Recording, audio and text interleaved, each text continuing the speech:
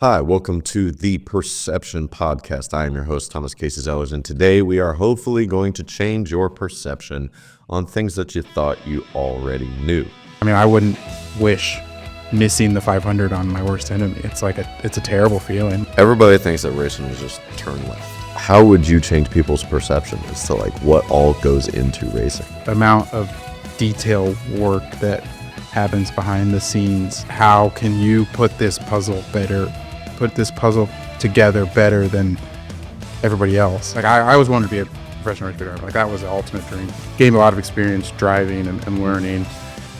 So the best thing for me was to go into engineering second and third and fourth, and however many times we've been really close to winning. That might be your only opportunity to win that race.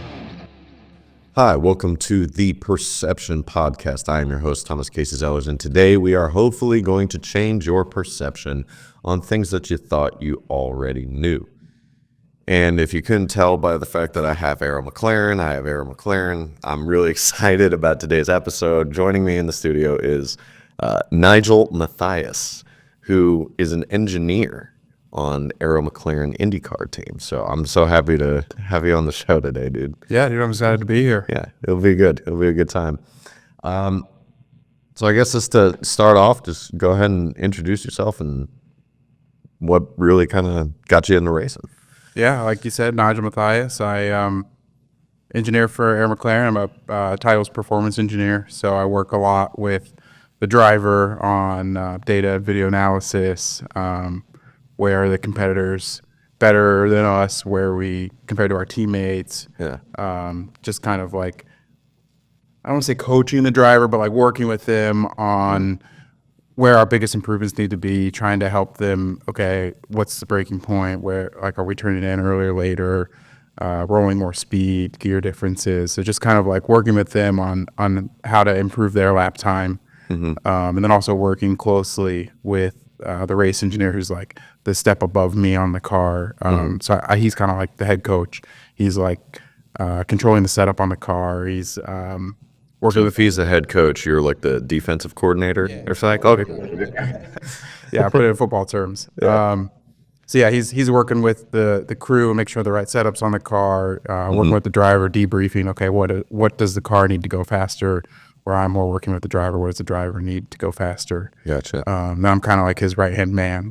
We do a lot of simulations, so Okay. Running through that a lot. So very limited on time on track. So anything we can prep ahead of time through simulations is a big win for us there. So if something is a good idea, but maybe it doesn't look good in the sim, maybe we won't waste that on track. You only get so much time, so many outings, so many good laps on the tires. So all those changes are really important. So what is a normal, I guess, sort of day-to-day whenever race weekend's coming up? Or do you walk the track with the driver at all? Or? Yeah, every weekend. So we normally get there on Thursdays. Okay. We kind of set up the pit lane, set up we work out of a truck, so we set up the truck. And then part of that process on Thursday is to go walk the track. It's more important on a street course where okay, normal cars drive on this road every day. They could have been a pothole that's filled. Their manhole covers, any different wall placements. So the street courses could be different year to year, where a road course is generally the same unless they've repaved it. So yeah, it's really important for us, especially on a street course, to walk the track and see if there's any little nuances that are different year over year. So would something as just minuscule as maybe just a little bit of rubble or even a manhole cover really affect? Yeah, I mean, we adjust the car in tenths of inches and less than that, hundreds of inches. So if a manhole cover's that much higher off the ground, you either have to avoid it or you have to raise the car or do a different setup package to kind of avoid that. And that involves a bunch of math and science. Yeah, exactly. And running through the sims again. But yeah, no, it maybe the driver has to take a different line around a concrete patch that doesn't have as much grip. So it's really important for us to go and see what's different on the track every weekend. Gotcha. So how's really the, I guess, communication with you and the drivers you go through that track? Is it very kind of nonchalant, or is it very like we're hard focused on just almost every sort of detail on the track? It's good to just have a good communication with the driver in that period. It's kind of like the time where the driver doesn't have to be as like on with the media and things like that. They can kind of relax in that hour to hour and a half that we take to kind of go over the track. So it's a time for them to really communicate with the race engineer, communicate with me in a low pressure environment. You're not rushed. There's generally not very much media on the track walk, so it's a good time for us to just kind of like talk about the weekend and kind of a general weekend approach. And it's just a good time where the drivers can just be human, just be themselves. Gotcha. So how? Because whenever I watch racing, I always love the different strategies that are going into the race, and we'll hear the commentators always talk about how, say, Newgarden is doing a 3-stop, or Pelot's doing a 2-stop. What kind of goes into that? Really, is it just fuel economy and tires, or is it also just the layout of the track and kind of how you're kind of guessing stuff and anticipating cautions? Yeah, it's all of that, really. I think you kind of nailed it all. Oh, sweet. Okay. No, and it all starts at the beginning of the weekend, right? We're only allotted a certain number of tires for the entire race weekend. So it's kind of like, how many sets of tires do you use in practice and qualifying versus how many do you save for the race? So if you're anticipating a 3-stop race, you need an extra set of tires over a 2-stop race. So like that's maybe 1 or 2 less outings in practice that you can do, but you're then saving that set for the race. So you kind of like have to kind of work backwards through the weekend. Okay. So it's like, oh, I'm only going to use, maybe I won't be the fastest car in practice 1 because I only used 1 set of tires. Okay. And you don't look as good on the timesheets, but like if somebody else used 2 sets, and then now they're going into the race with 1 less set of tires, so you've kind of given yourself an advantage for the race. But then, like you said, like there's a fuel economy part of it. There's a caution, so it's like you can't predict the cautions when they're going to come out, but you kind of have to just react to them and like, okay, maybe this is an advantageous spot for us to pit. We'll go off strategy. Maybe add an extra pit stop to the race. So it's a lot of prep is going into the strategy for each weekend, and you kind of have like your plan A, B, C, whatever going into the race, but Right. a random caution at the start, or like if you're involved in a wreck or whatever, like maybe you have to change front wing or something, so that your whole like plan can get flipped upside down 30 seconds into the race. So it's just kind of like you're always kind of on your toes and always talking about different options that you can explore. So whenever stuff like that happens, like say just a little bit of damage to the front wing, like is everybody good at thinking on their feet, or is everybody just calm because it's like, okay, we've already planned for this? You have to be calm. Like as soon as you start to freak out at all, like you kind of lose your focus. So it's like having that calm presence and you never want to get the driver out of their good mental state. So it's like always very calm on the radio to the driver. Okay, we had this issue. We're going to work through it. Maybe it'll work out in our advantage. Maybe we got off a set of tires that we didn't want to, because in IndyCar you have to run 2 different sets of tires. You have to run an alternate and a prime in the race. Maybe 1 tire is preferred, and if you're involved in that lap 1 caution, if you can get off the less preferred tire and then have the preferred tire for the rest of the race, maybe you've actually set yourself up for an advantage. So for those watching, what is the difference between a primary and an alternate tire? Generally, the primary is a stiffer compound, so it will have a slower warm up. So your first couple laps out of the pit will be slower than an alternate. And how's that work? Is that just the rubber of the It's tire? just the construction in the compound of the rubber that so Firestone is our tire provider. So it's whatever Firestone deems appropriate for each given weekend. There are several different compounds that we run throughout the year. But yeah, so then like the alternate is a softer compound, so it's going to have ultimately faster lap time, but then you're going to have more tire deg through a stint. So maybe your first 10 laps are a couple tenths faster, but then the 20 laps after that are a couple tenths slower than the primaries. So it's just like trying to be on the right tire at the right time and get off of a tire if it's starting to beg too much and you're losing too much lap time. Gotcha. How much influence do you have in that room full of people to kind of talk about, well, this is what I think the strategy should be? I don't do much on the strategy side.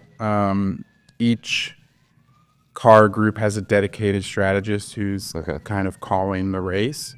So does he take information from you then? Yeah, then I would give input on like our competitiveness to the other cars, or maybe I see that the driver's starting to struggle with like too much wheel spin, or they look really loose, like they're really trying to like hang on. So and like I can see like the tire temps like, oh, maybe these tires are starting to fall off. Like we should get off of these tires before it becomes an issue.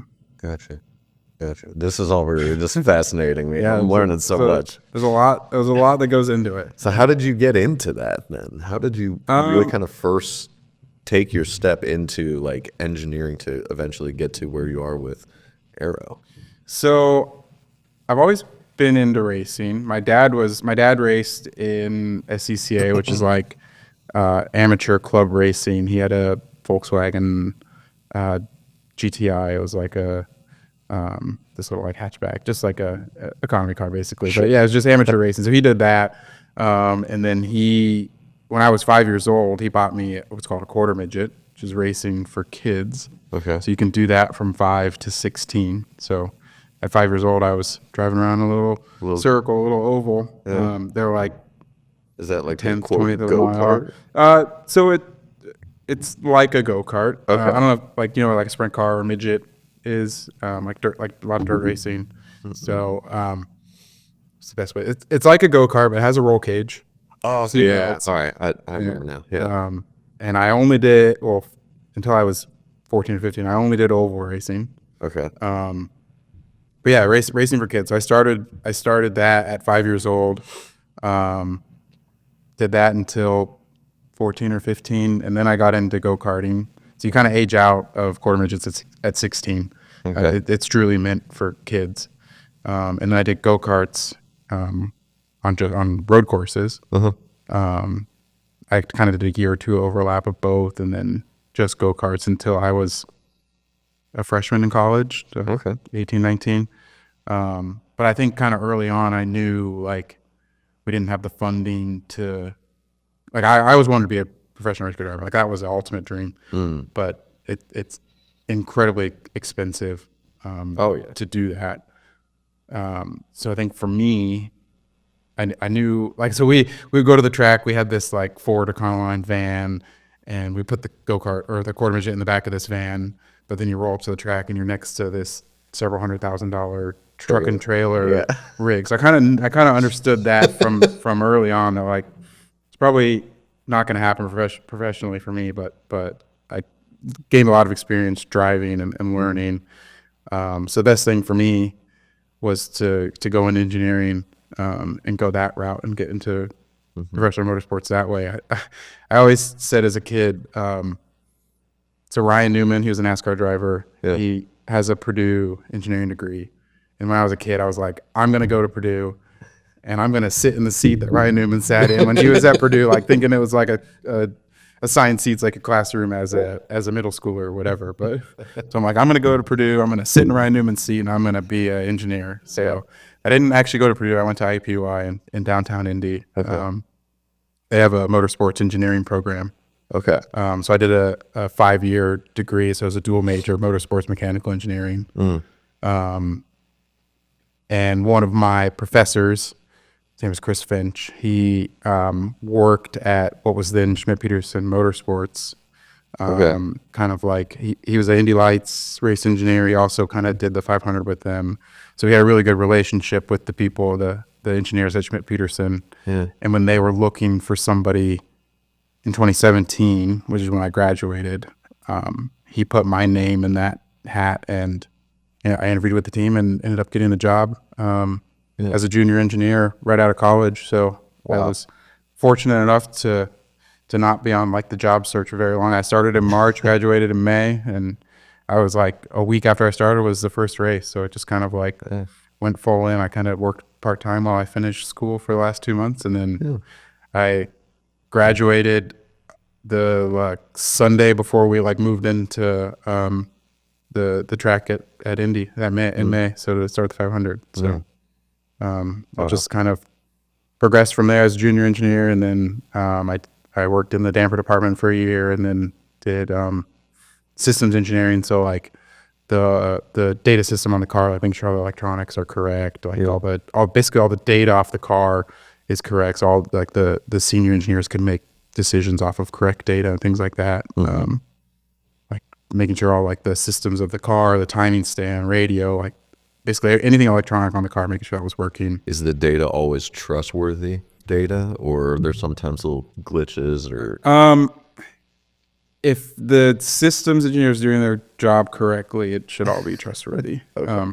But there's room for mistakes, like incorrect calibrations or things like that can kind of lead decisions astray. So it is a super critical, it's a thankless job, but it's a super critical job to do well. So I did that for a couple of years and then moved into my current role. So I've been doing that for a couple of years now. So kind of walk me through your first race, whenever you showed up and you're at the track, you're part of the team, what's going through your mind, really? Dude, I had no idea what I was doing in my first race. But it's funny because it's such a... What was your first race? It was St. Petersburg 2017. Okay. Yeah. It's funny, I was still in school and I had an ethics exam that I had to, my professor would not let me take it early or late.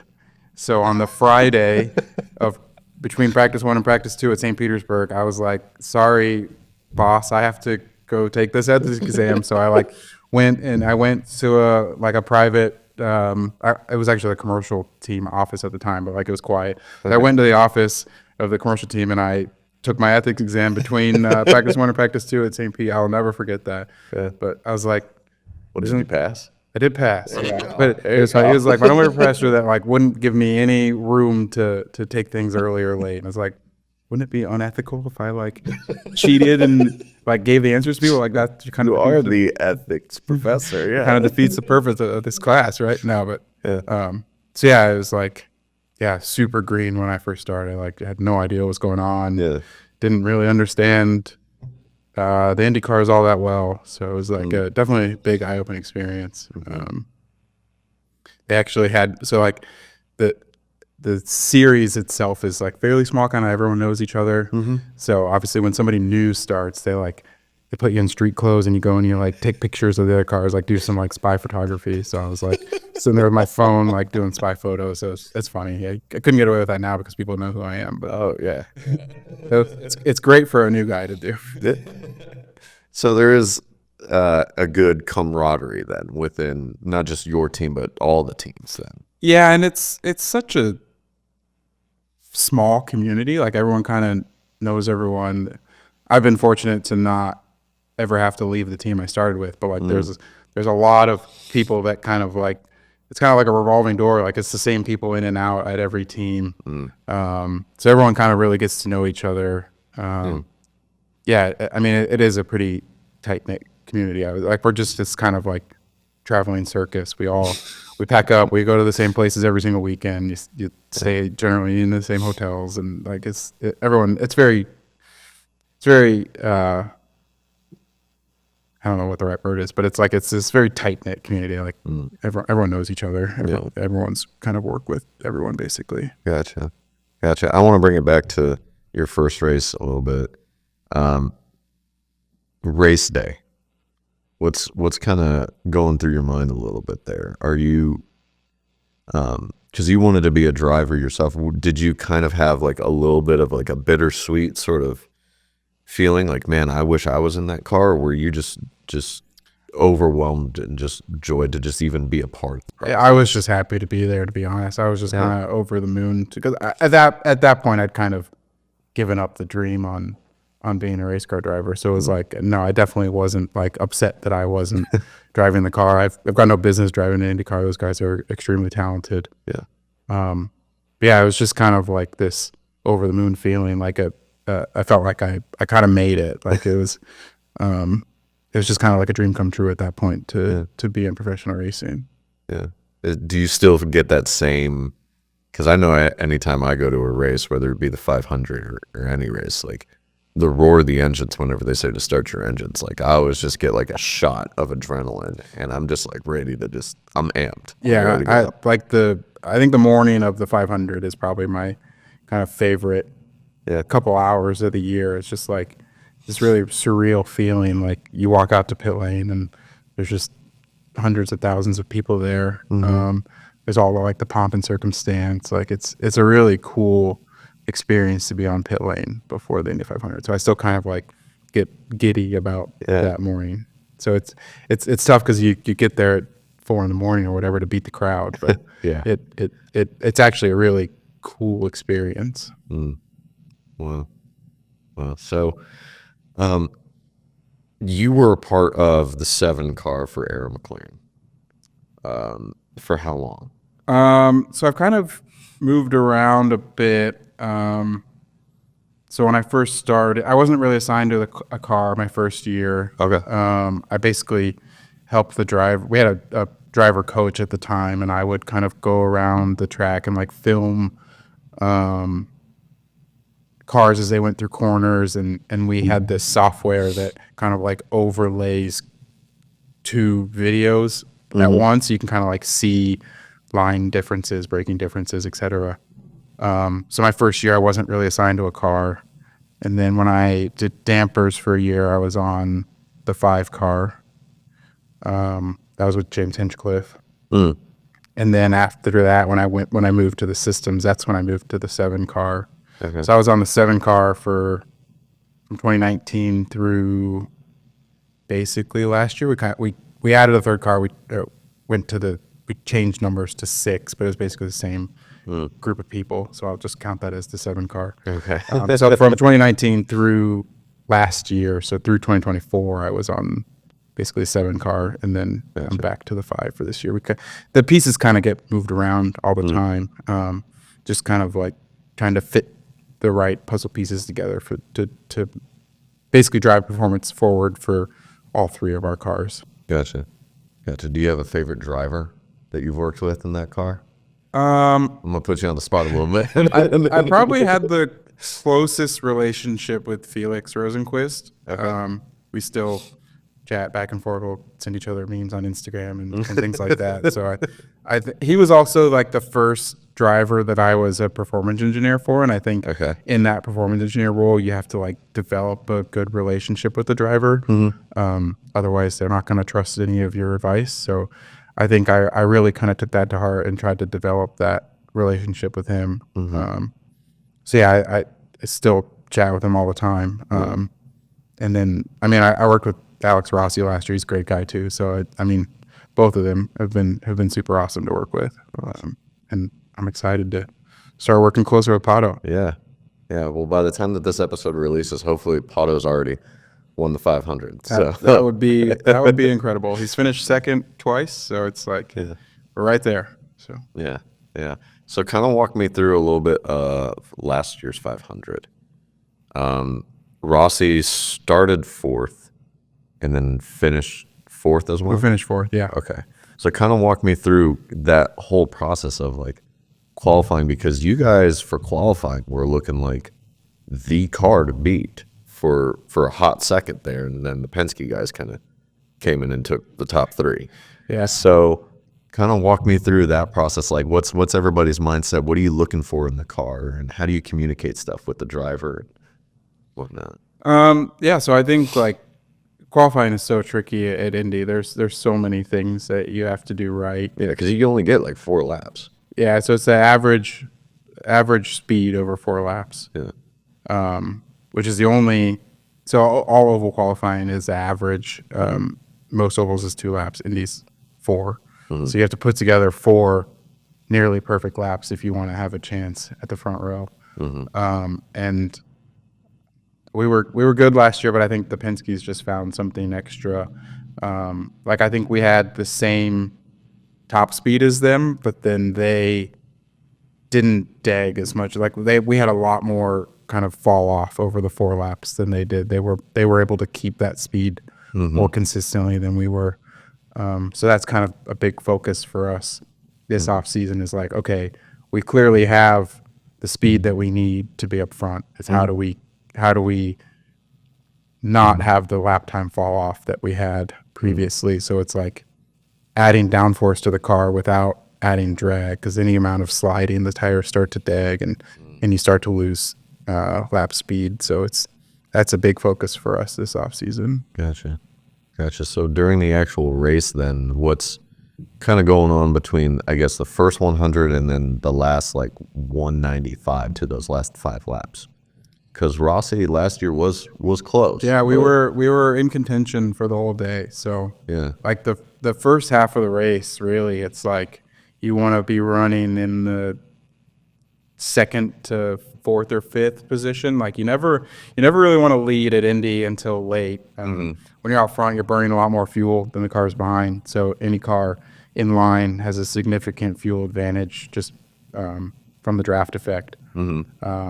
So if you're leading, you're not going to be able to go as many laps. And then it's actually, if you basically lead the whole race, you have to do 6 pit stops. If you can follow the whole race, you have to do 5. So it's like you can eliminate a pit stop by just kind of chilling in 2nd or 3rd. Any further back than that, the car becomes really hard to drive. You get all that dirty air, and it's difficult for the drivers to move forward. So that first 100 laps, you want to be hanging out in the top 5. You need clean pit stops, no penalties. You're staying out of the crashes. So How do you maintain that consistency? how so? Like how do you make sure that you're staying within that pack, within that area, within the first 100? It starts with qualifying, right? You need to qualify in the top probably 9 Okay. to have a really good shot. Like obviously, it's a 500-mile race. You can win from anywhere. Yeah. But I think starting up front is the key, and then it's really a big part is no mistakes in pit lane. I think probably 25% of the cars are going to have an issue, like a pit lane speeding penalty, or they're going to have a mistake on a pit stop, and that costs you a ton of time. So there's been plenty of guys that will have a race in the bag, and then something just happens in pit lane. yeah, it's crazy. So it's just like it's. And the hardest part is for them, like going from 220 miles an hour down to 60 miles an hour for pit lane speed. So it's like practicing that a lot. So it's like kind of nailing that procedure down, getting good pit stops, trying to just work your way forward in that first 100 if you start mid pack or whatever. So then once you're there, then you kind of have a shot at the end. Really, it becomes a for the last pit stop and then on is kind of like when you're really racing. So we were last year 1 and 2 with Alex and Pato, and we just kind of kept swapping back and forth. So one would lead for 2 laps, and then they would swap just to try to save fuel for both of them. So we were trying to control the race that way, and we ended up having a bit of an issue, and we pit 1 lap sooner than we intended, and that kind of put us in trouble for the last stint. Was that a fuel thing or a tire thing? It was a fuel thing. Okay. I don't want to get too into it. We don't want to throw that out so people know. We basically pit 1 lap sooner than we really wanted to. So then we had to do basically 1 lap longer in that final stint than anybody else. So then you have to save a bit more fuel than everybody else. So we were in front, and we were like, we are not going to make it to the end if we're leading, and we have to go 1 more lap than everybody. So we intentionally let Joseph by to try and sit behind him and save fuel. But then in letting Joseph by, Pato also passed Alex. So then you're 3rd in line, and it becomes a lot more difficult to pass once you're 3rd in line. So then it kind of became a race between Joseph and Pato. Yeah. And Alex was just kind of like sitting in 3rd, hoping, obviously not hoping for a crash, but like hoping that they kind of like interfered with each other a little bit, and then that door kind of opens for Alex, and it never really happened. And then on the last lap when Joseph got around Pato, Alex had a really good run on Pato, but then kind of got in the dirty air and washed up a little bit, and that allowed Dixon to pass Alex coming to the line. So that led to our 4th place. Gotcha. So it's hard to be disappointed with 4th, but Yeah. in that race, there's only one position that matters. Oh, yeah. So Yeah. Yeah. So does it, how long does that kind of sting for a little bit? Or is everybody really kind of good at being like, yeah, the day sucks, but tomorrow's a new day? I was really upset for a day, but then like the very next weekend we race in Detroit. So it's kind of like you got to put it behind you, and the way that the points work out, Detroit is worth the same amount of points that the Indy 500 is. So you just got to move on and be like, okay, well, we finished. We got good points at Indy. We got 4th. So Yeah. let's go get more points in Just Detroit. go suck it up, buttercup. Yeah, and move on. exactly. That's kind of how it goes. Yeah. So I want to get a little bit more into the deeper side of things now, and I want to ask you, throughout all of your experiences and whatnot, what has racing really kind of taught you about yourself, mostly, from those times of being in those little midget cars to where you are now? Like, I think it's really helped me work through failure, because like there's only one guy that wins every weekend, and unless your name is Max Verstappen, you're probably not going to win every weekend. So it like my dad always used to say that racing is 99% disappointment, and honestly that's pretty true. So it's like it's really helped me kind of like, okay, we didn't win this weekend, but what can I do better? What can we do better as a team to come back and be stronger next weekend? so there's a lot of self-reflection. Exactly, and it's like not making the same mistakes twice and things like that. So it's like really like kind of like learning. You either win or you learn. So it's like, it's really kind of helped me learn how to get through those tough times. And there's been 3 teams in this series. So Penske, Ganassi, and Andretti. They're the only teams that have won a championship in the last like 20 plus years. So Something it's like that, yeah. So it's like trying to break down that barrier and help drive Arrow McLaren to be the team that can take down the big 3, if you want to call it that. Yeah, yeah. Because Arrow, I think I've always, when I first started watching racing, I was always a big Andretti fan. But I kind of always did kind of a little bit like Arrow. Yeah. Just because they felt like the younger brother a little bit. It really has been like that. Yeah, it's like when I first started at the team, there was Schmidt-Peterson Motorsports. Yeah. And we had maybe 50 employees between engineering, competition, marketing, et cetera. And just like the path of growth that the team has been on has been crazy. Like we're well over 100 employees now. We have 3 cars. Like it seems like we have a much larger budget now, thanks to Arrow and thanks to McLaren. So it's like basically anything we want to do, we're able to do that now. So it's been great to be a part of that growth. And like obviously there has been some growing pains with that. It's like onboarding new people and like the whole McLaren partnership when it first started was a bit of a struggle, but I think like a couple years of like really getting to know all your coworkers and working well together, it's been a great journey. What was, I guess, like the lowest of lows for you in your career that you really did learn about yourself, about learning from failure and about self-reflecting? Like what got you back up? I think a couple. So in 2018, we missed the 500 with Hinchcliffe. We were not fast all month, and then in qualifying, we had a tire pressure sensor come loose in a wheel and was creating crazy vibrations for James, and he basically was not able to drive the car. And then by the time we went to try to do another attempt, the clock ran out. So I think I wouldn't wish missing the 500 on my worst enemy. It's like it's a terrible feeling. Like you spend so much time and resource and just like you're so focused on this one qualifying, and then to not make it, it's like you don't know what to do anymore. So then you kind of like you sit around for the like you qualify the week before the race, and then you kind of sit around the next week and you're watching everybody else go out and have fun, and you're like, well, we're just sitting here waiting for the next race, I guess. So no, I think that's probably been the biggest failure that we've had as a team, and it's just like, I don't know, you don't ever want to experience that ever again. So it's like you kind of look at all the little things that went wrong, like we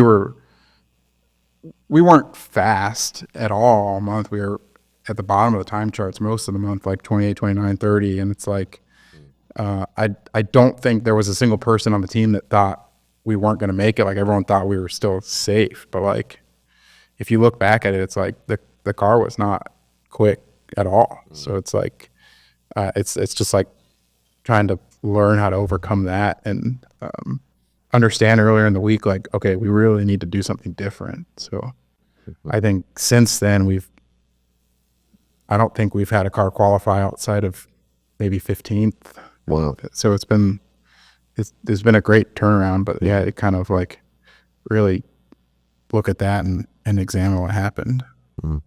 Did you hold yourself accountable a little bit in some ways? I mean, I think everyone was. Yeah.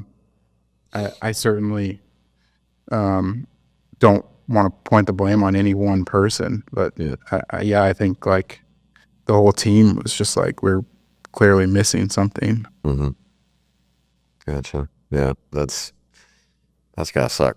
Yeah, I mean, you put so much time into it, and it's just like, oh, you didn't make the show. So it's like, it's the biggest race of the year. It's the one that all the sponsors come to. It's the one that pays the most money. It's like, it's a big deal to not be in that race. So yeah. What did that teach you, I guess, spiritually as well? Like, how did that affect your walk of faith?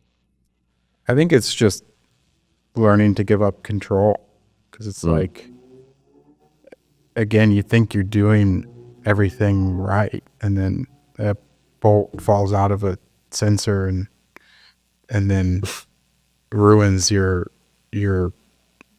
qualifying attempt, right? So it's like, it's not any one person's fault. And so it's just like, you can sit here and get upset at who you think caused the issue, but like I said, we were slow all month. So it's like, you want to sit here and point the finger at one guy, and it's like, you can't do that. And so it's like, I don't know, it's helped me kind of like focus on myself and really just like, I'm going to do my job to the best of my ability, and kind of whatever happens outside of that, it's kind of in God's hands, or like whatever happens. So it's tough. It's tough to think that way, but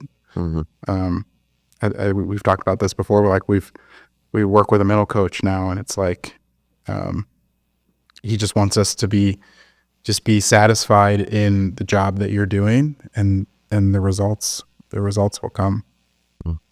And what kind of ways do you kind of challenge yourself, I guess, with that? Like, how do you look at your performance over a race weekend and go, okay, this is where I did good, this is where I didn't do good, and this is how I have to, because you're talking about just focusing on yourself. So what ways are you kind of challenging yourself to be like, okay, this is some areas I need to work on and be better at? Yeah, I think it's just reviewing kind of the decisions that I made, and it's like, okay, did I do the right thing here? Did I say the right thing to the driver? It's just kind of like self-reflection in that way. Gotcha. Has your faith always been really strong throughout like your racing tenure? Or? I would say no. It's probably ramped up in the last couple of years. What drove it up for you there a little bit? I think just like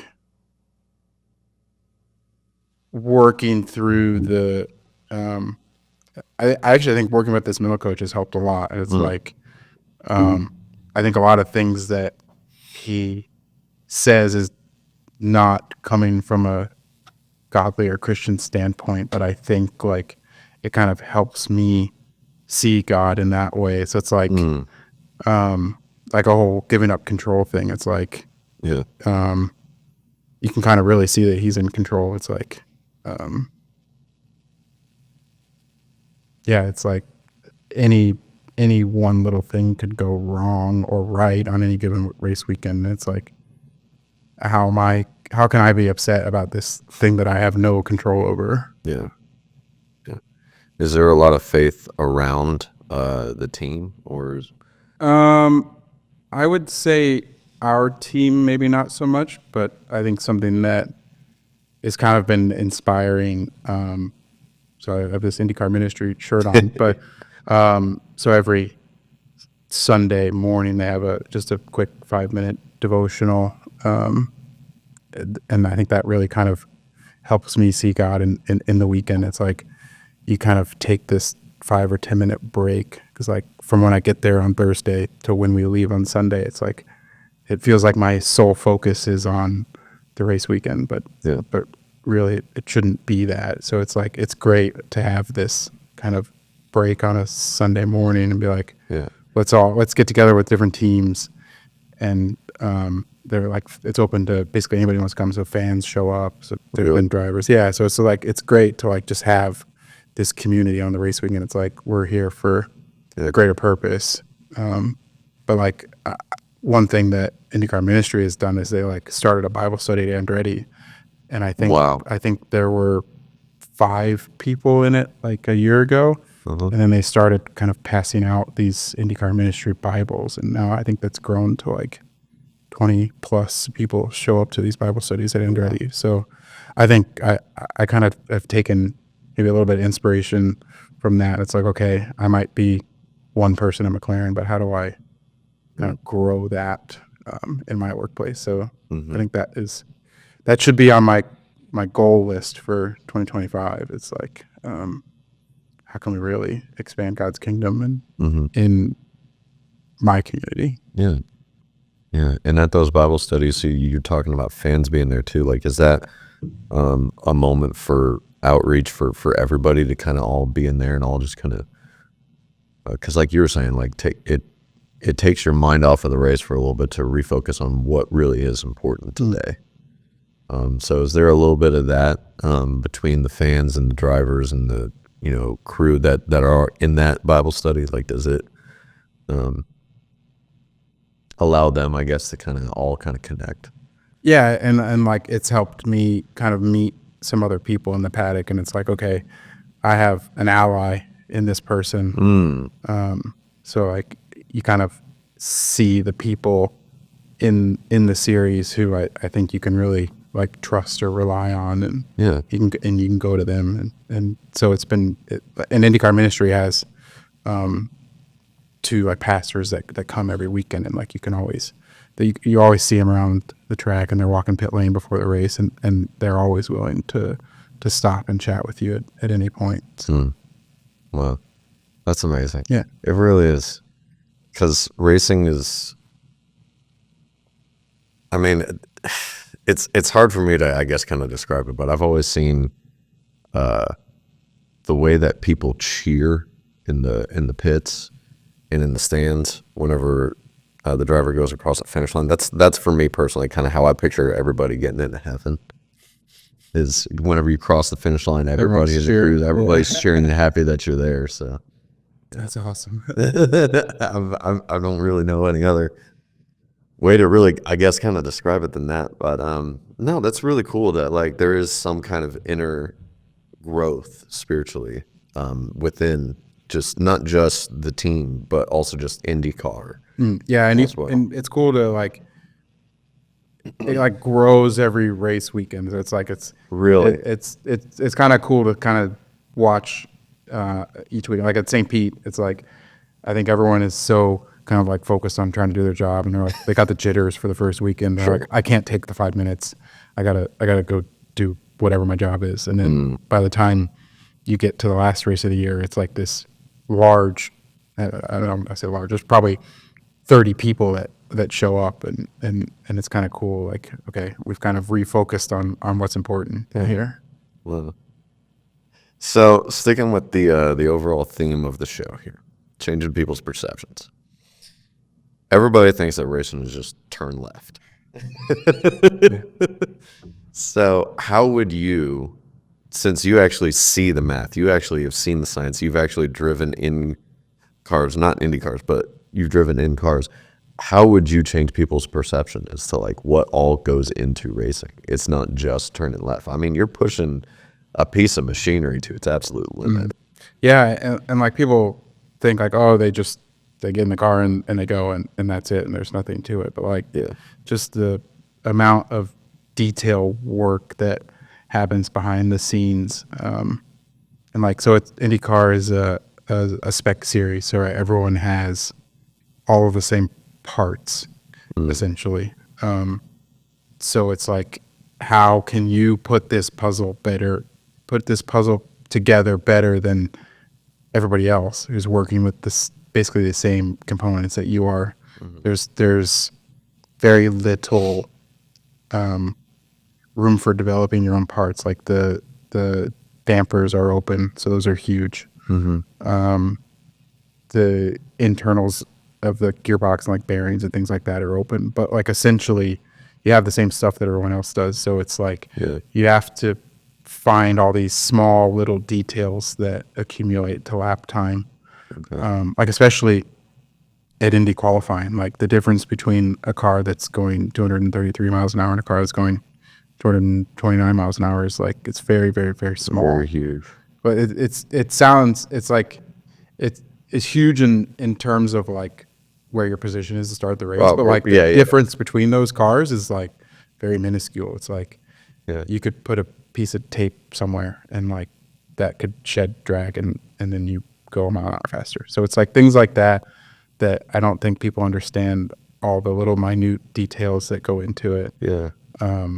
Or like the tire temperatures, brake temperatures, fuel temperature, like all these little tiny things that you have to be mindful of in order to really get the best out of the car. And it's like the difference between first and 15th at any road course race is like, it can be less than a second. So like it's like these tiny, tiny, tiny little things that separate kind of the champions from the guys who are never going to race.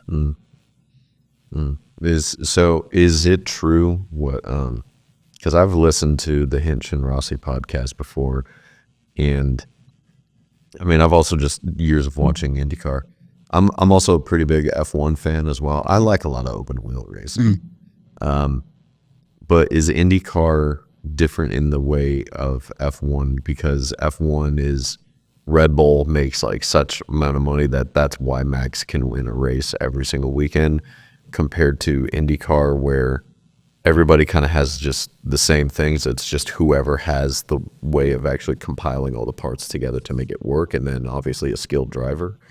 Yeah, I think there's obviously a lot of talented drivers in Formula One, but if you're not in the Red Bull, I mean, I guess last year there was a lot more parity. So if you're not in the Red Bull or the McLaren or the Ferrari, you probably don't have a chance. And I think that's a result of kind of the Formula One cost cap is finally starting to work, and that's why you're seeing this parity among the teams. And like now there's maybe 3 or 4 teams that could win every weekend. But yeah, for sure in IndyCar with so much less developing of our own parts and kind of having to work in the same boxes that everybody else is working in, it really kind of separates driver talent and really makes the good like race engineers shine on who can find the right car setup on every given weekend. Right. And that's what I think I've always enjoyed most about IndyCar is that it is a much more of a team effort in IndyCar racing than I think in F1 per se. Yeah, I would probably agree with that. I mean, well, and like the Formula Ones that's such a huge operation. Right, yeah. Like I'm not taking anything away from the team stuff that goes into F1, but it just seems like we're saying, like if you have more money in F1, you're probably going to win. Yeah. But, in IndyCar, And like in IndyCar, like all of our engineers and mechanics and truck drivers who are day to day, every single day in the shop, are also the ones that are going to the racetrack and executing the race weekend. So it is maybe a bit more team atmosphere that way, because it's the same group of 80 to 100 individuals, where like a Formula One team has 2,000 employees, and then they travel again 80 to 100 people. So it's like I think the IndyCar teams are a lot more like close knit and a lot more teamwork atmosphere, just because like you're working with the same people every single day. You're traveling with them. So is it a very kind of niche group, or is everybody kind of open to those outsiders? Because Kyle Larson, is a NASCAR guy. So are they open to being like, oh yeah, like come and race with us, or is it like, oh, you're a NASCAR guy? I think like the Indy 500, like everyone is welcome. Like Fernando Alonso shows up, he almost wins it the first year, but he doesn't make it the next year, right? So it's like things like that. So I think I would say we're very welcoming to anybody coming to try to do the 500. I think you would have had a lot of upset drivers if Kyle Larson would have come in and won the 500 on his first try. So I think like drivers would have been like, oh, well, that sucks.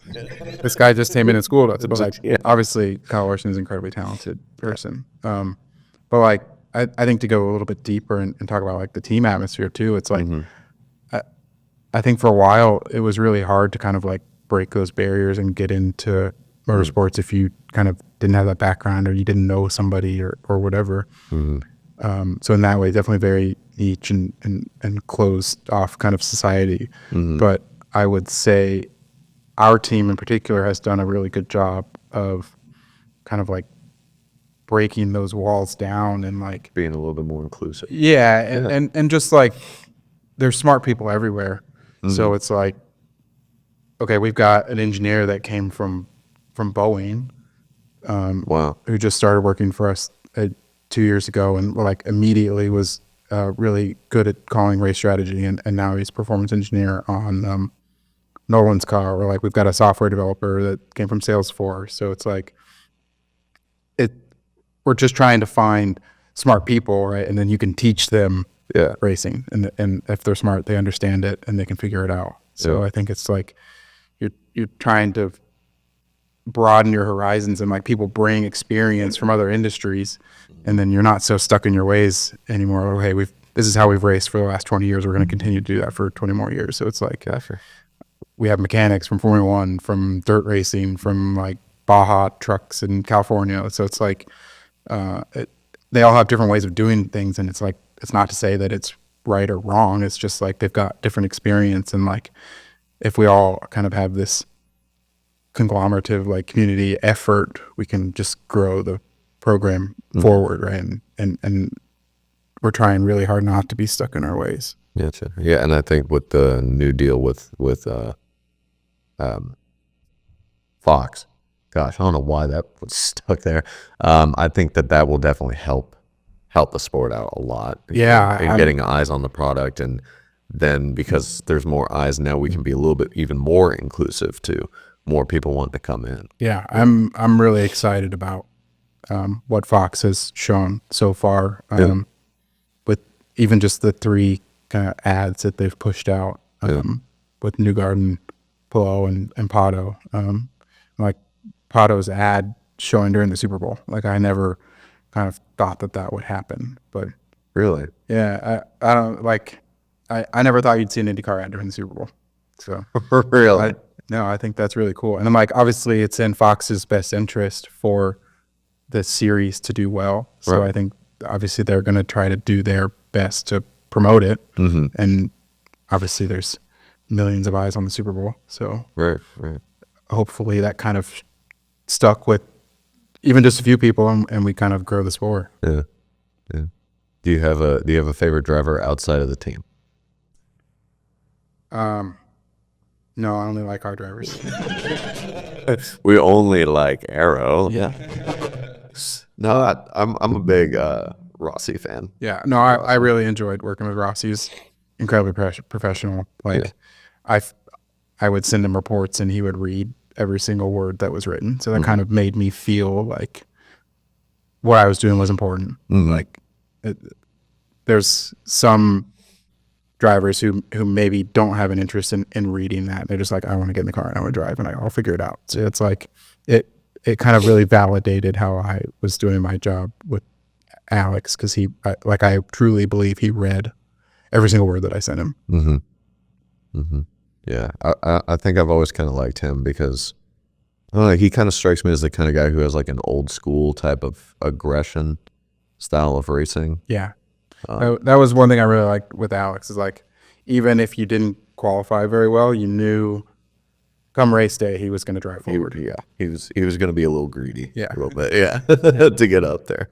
And I think I've always just kind of liked Pato as well. Yeah. Whenever he first got in, so and I mean he's everybody's favorite driver right now. I think he is the most popular driver in the series right now. Like, do you think he had like a little bit of that underdog to him, or do you think like he's definitely one of the top guys and no longer is that underdog? I definitely think he's one of the top guys, but I think, like I mentioned earlier, like if you're not a Ganassi or a Penske right now, it's like you have a really hard time to win the championship. So I think our whole team kind of has that little bit of underdog mentality, and trying to kind of break through and take that next step and win the 500 and win the championship. Stop the Chiefs from a 3. Exactly. Yep. All right. So no more dynasties. No more dynasties. Yeah, no more. We're going to stop the Penske dynasty. Is there a race outside of IndyCar you wish you could be a part of, say like Monaco or even like the Le Mans? I really want to do the Daytona 24. Okay. The Rolex 24 Daytona. Yeah. I watch as much as I can every year. It's hard to, I definitely can't watch all 24 hours, but like, I think you really kind of push your boundaries just as a person, because it's like the longest 2 days in motorsports, basically, because like you show up on Saturday morning at 8 a.m. or whatever, prep the cars for the race. The race goes green at 1 o'clock. Yeah. You race for 24 hours. It's 1 o'clock then on Sunday, and you still have to tear everything down. Yeah. Pack up your pits, pack up your trucks, whatever. Get on a plane, fly home, and you're home 48 hours after you woke up or whatever. So it's like, I think it kind of really pushes the boundaries of kind of like human ability, but like, and like the engineers have to be on for that whole 24 hours. So it's like, I don't know, it seems like a challenge, but it also seems like a lot of fun. Yeah, but isn't that the point of being human, is to try to take those challenges and just be like, we can't stay up for 20 hours. Exactly. How much coffee can I drink in 24 hours? Is there a love for endurance racing that's kind of been growing a little bit, or is it still kind of? I think IMSA is really exciting right now, and I guess the WC, but because there's a lot of manufacturers that want to be involved, and there's a lot of new technology, like the GTP cars are these huge beasts of a hybrid, and they're extremely technically advanced right now. So it's like, I think there's a lot of excitement around IMSA and their growth. So I'm excited for whenever IndyCar brings a new package, because I think we can maybe kind of follow a similar trajectory, get more manufacturers involved. And like the manufacturers are the ones with all the money, they drive forward that development. So I think that would be a cool direction. Will there eventually be a 24 hours at the Indy 500 or something? Oh, I hope not. The last year, the 2024 Indy 500 felt like the 24 hours. Because of the rain delay. So I got there at 4 a.m. and I got home at probably 10 p.m. So it was a long day. I totally forgot about that. Yeah, it's nothing like the Daytona 24 though. But and that's like the cars are so reliable now. It's like a 24-hour like sprint race. Like they used to have to kind of like save the cars for 20 hours and then race for 4, and now the cars are so reliable. They just go and pound around like as fast as they can go for 24 hours. It's pretty cool. Right. I do want to ask you a little bit about the danger of the sport.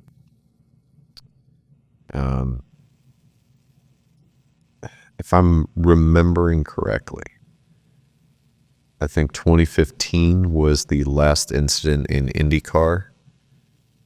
Justin Wilson. Justin Wilson, yeah. I think that was the last on track or driver on track death that had occurred with involving the actual cars themselves.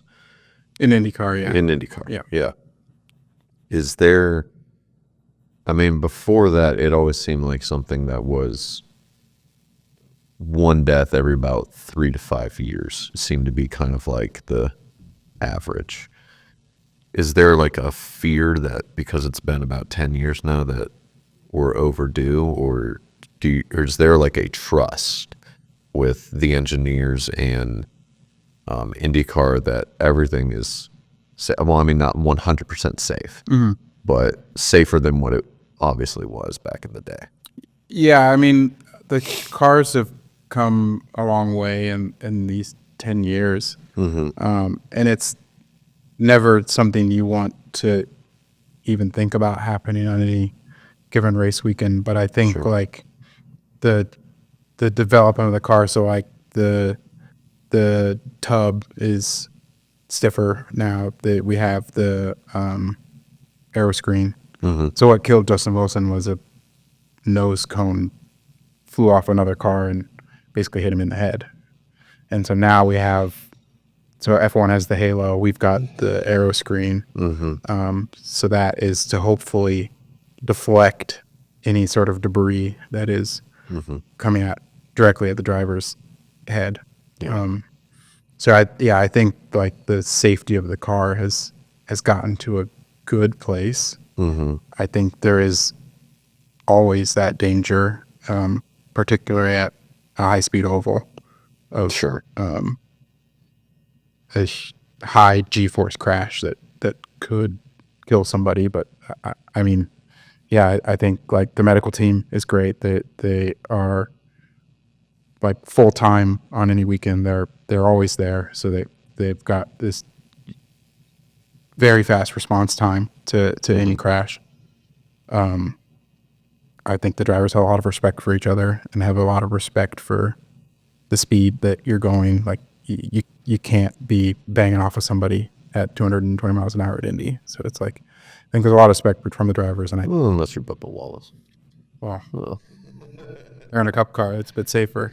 They can hit each other, and openly you cannot hit each other at 200 plus. So no, I had the pleasure of working with Robert Wickens, and I was there at Pocono when he was injured, and like I think you never feel more human than when you see something like that happen. It's like he probably shouldn't be with us now, but I think the car is fairly safe. The car did what it was designed to do. The cockpit stayed together while the rest of the car dispersed all the energy and all the parts went flying off, right? And like his wreck was horrifying. Yeah, it was probably worse than missing the Indy 500 was watching that happen. So it's like it was like absolutely horrifying to not know what happened for quite a while. It was maybe 2 hours later before we knew he was even okay, like even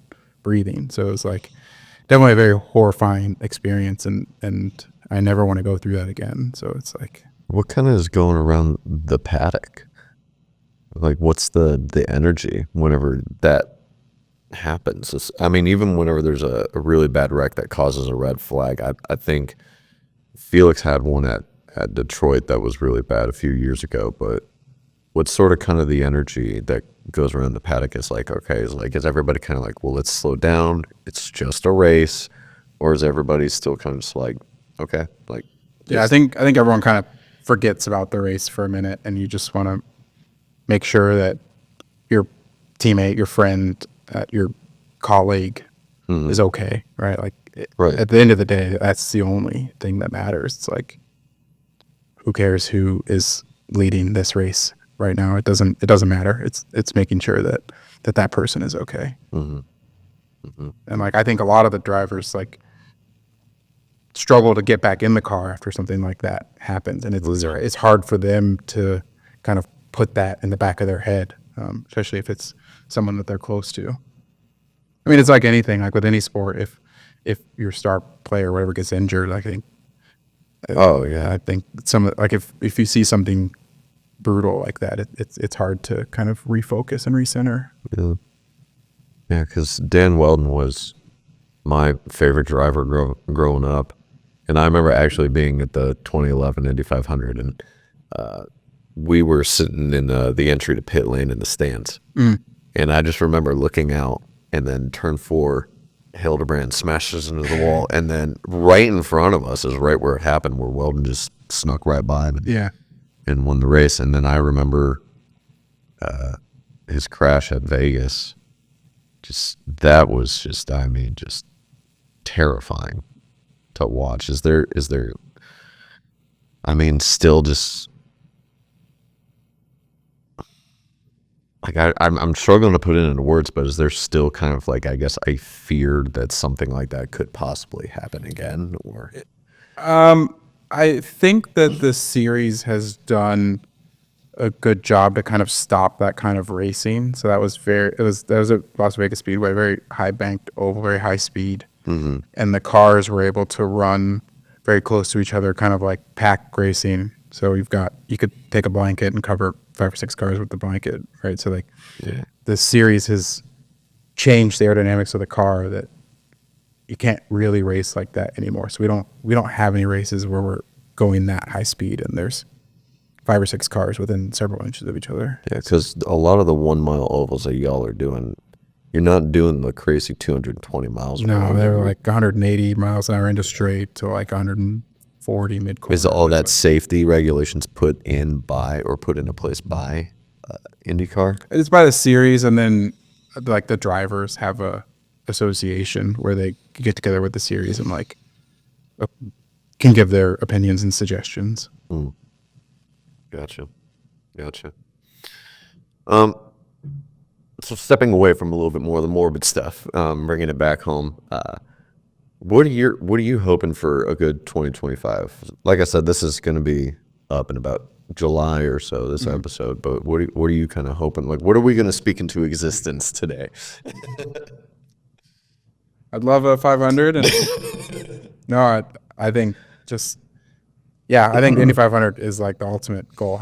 I would love to win one of those before I hang it up. So, I think that's on track, goal number 1, and then I think finishing as well as we can in the championship. But those are always the goals, right? So it's like, no, it's how can I just be the best version of myself and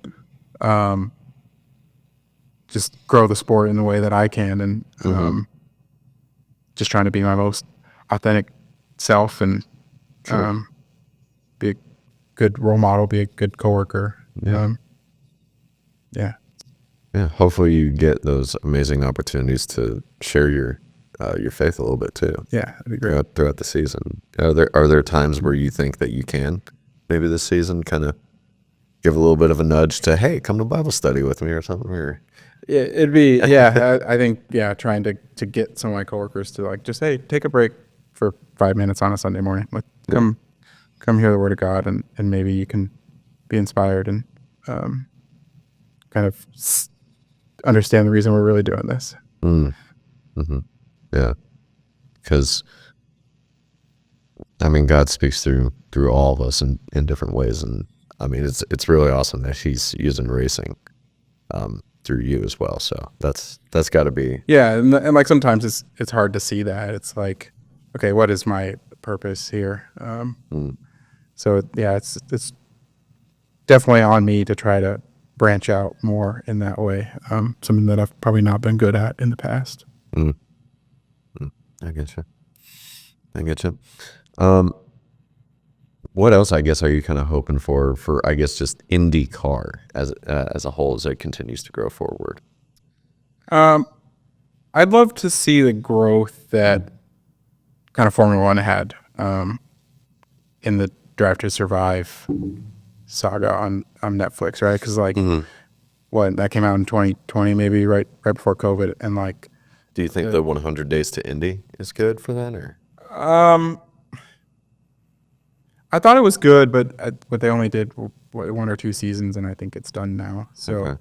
and where the Drive to Survive has gone for now five seasons or six, 5 or like 6 it's been, seasons, yeah. and like they've kind of really developed the storyline, and I think the hard part about Drive to Survive or the 100 Days to Indy was like they're trying to cover the current season, where the Drive to Survive covers all of the previous year, so they're kind of able to maybe use some creative thinking and kind of twist plots a little bit more, and maybe not tell the whole truth, but come up with something that's very good for consumers to watch.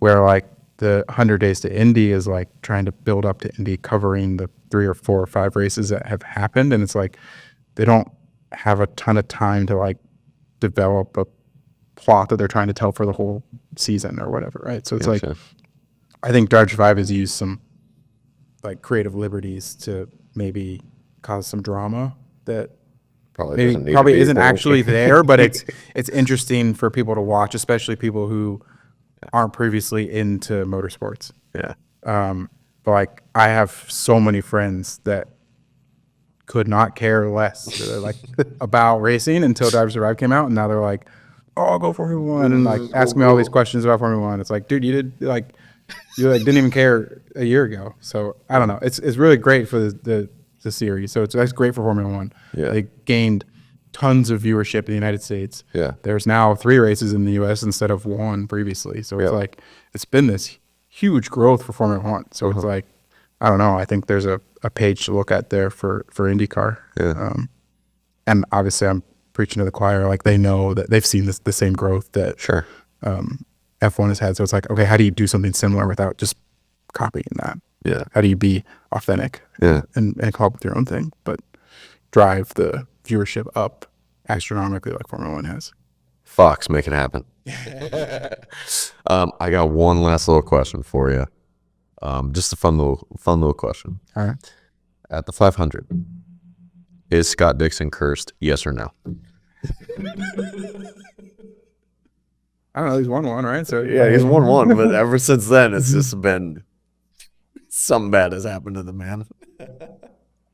I don't know. Yeah, it's like that's what's tough about Indy is like you might only have one chance to win it, and like maybe it's you got to capitalize when you have the chance. So it's like it's really difficult, especially when we've finished second and third and fourth, and however many times we've been really close to winning. Like that might be your only opportunity to win that race. So it's like you got to capitalize when the opportunity's there. So it's like that. Yeah, it's maybe he is cursed, but I don't know. He's got one, so it's more than me. So Well, let's hope that curse doesn't go over to Pato or yeah, it would be anyone else at Arrow. That'd be amazing. I'm actually really excited for this upcoming season. I've kept my eyes on Lundgaard, so I think he'll be a good strong addition to the team. Yeah, I think he's shown a lot of capability. I think he's at his previous team he was kind of like the best driver there. So I think he's shown that capability of going to a bigger team and maybe having more success. So no, I think we've got a great driver lineup. We obviously Pato's got lots of experience. He's won several races. He's always in the hunt. Yeah, he's going to be your flagship guy. Yeah, but like I think any one of them could go out and win on any given weekend. So I think we've got 3 great guys. So yeah, let's hope that a championship in 2025 happens for Arrow. Let's make it happen, man. Yeah, I'd do about anything to make that dream come true. So yeah. Well, go ahead and look into that camera right there and tell people where they can find you. You can check out IndyCar on Fox and Fox Sports this year. I hope you enjoyed the episode and hope you can maybe get into racing if you haven't watched before. Yeah, and root for Arrow McLaren. Root for Arrow McLaren. Root for Arrow, yeah. I'm on the 5 car, root for Pato Award. Yeah. But I'm fine if you want Christian Lundgaard or Nolan Seagrove. So any one of them. Yeah. And Kyle Larson at the 500. Oh, yeah. Today's episode was not sponsored by Arrow, by the way. It'd be cool if it were, but no. But I'm so glad to have you on the show. I'm a big racing fan, obviously, so it was nice to just kind of just talk racing with you. So yeah, I really appreciate you being here. Yeah, thanks for having me on. Yeah. If you enjoyed today's episode, please like, share, and subscribe. I'm your host, Thomas Casey Zellers, and we will see you in the next episode. Later.